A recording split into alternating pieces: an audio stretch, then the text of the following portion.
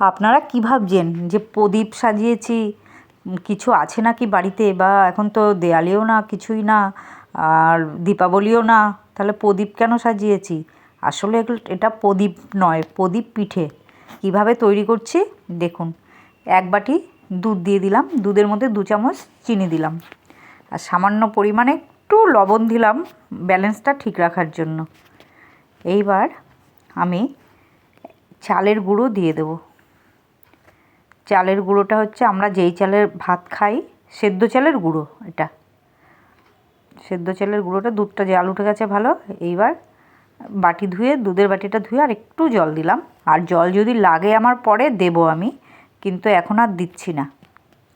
এইবার 1 বাটি চালের গুঁড়ো আমি মেশাবো।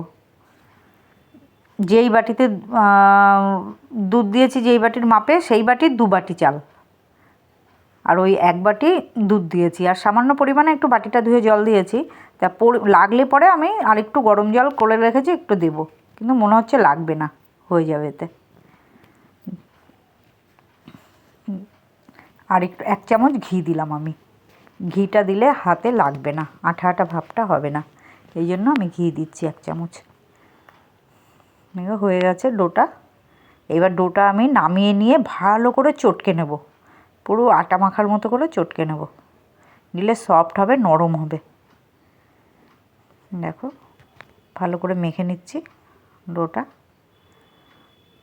দিয়ে। এবার আমি কি করব তোমরা দেখো, সাথে থাকো, বুঝতে পারবে। এই পিঠেটা আমার খুব ভালো লেগেছে দেখে, তাই আমি করে ফেললাম, লোভ সামলাতে আর পারলাম না। দেখো 2 অর্ধেক করে নিলাম, নিয়ে এবার মুড়তে ভালো হবে। এই দেখো একদম প্লেন হয়ে গেছে, পুরো ময়দা মাখার মতো। এটাকে আমি লাচি কাটবো এখন। লাচি কেটে এইবার আমি ওই শেপটা দেবো। তোমরা চাইলে আতপ চালের গুঁড়ো দিয়েও করতে পারো, কিন্তু আতপ চালের গুঁড়োটা একটু শক্ত হবে, সেদ্ধ চালেরটা সফট নরম হয়। তোমরা নিশ্চয়ই অনেকে প্রদীপ বানাতে পারো। আমরা আগে ছোটোবেলায় মাটি দিয়ে কত প্রদীপ বানিয়েছি, কি সেই প্রদীপের আকৃতি এটা করব। দেখো বাটির মতো করে প্রদীপের শেপটা দেব। এই দেখো ঠিক এরকম করে আমি সবগুলো তৈরি করে নেব। দেখো সবগুলো তৈরি করে নিয়েছি, কি সুন্দর লাগছে দেখতে, দেখেই মনে হচ্ছে মানে কতক্ষণে খাবো। দেখো সাজিয়ে নিচ্ছি, এটা ভাপাতে দেব। এটা আর ভাজবো না, এটা ভাপাতে দেব। গরম জল আমি বসিয়ে রেখেছি,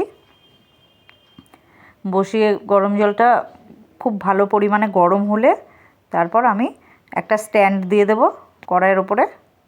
স্ট্যান্ডের উপর এটা বসিয়ে দেব থালাটা। দেখো থালাটা আমি বসিয়ে দিলাম, দিয়ে এইবার ওপর থেকে ঢাকা দিয়ে দেব। এটা 15 থেকে 20 মিনিট আমি এই ভাপাবো। দেখো ঢাকনাটা দিয়ে দিচ্ছি, 15 থেকে 20 মিনিট আমি ভাপিয়ে নেব। এই দেখো 15 থেকে 20 মিনিট আমি রেখেছি, 20 মিনিট দেখো ভাপানো হয়ে গেছে। পিঠেগুলো সব নরম সফট হয়ে গেছে। এবার আমি এটা নামিয়ে রাখবো। আর এই দিকে ঢেকে আমি গ্যাস বন্ধ করে দিলাম। এই দিকে আমি এই দেখো ক্ষীর বাড়িতে তৈরি করিনি, আমি ক্ষীর কিনে নিয়ে এসেছি। এইবার ক্ষীরটা দিয়ে আমি সেই প্রদীপের পোলতেগুলো তৈরি করব। দেখো ভালো করে ডলে নিয়ে হাতের সাহায্যে, 2 হাতের সাহায্যে পোলতেগুলো তৈরি করতে হবে সরু সরু করে।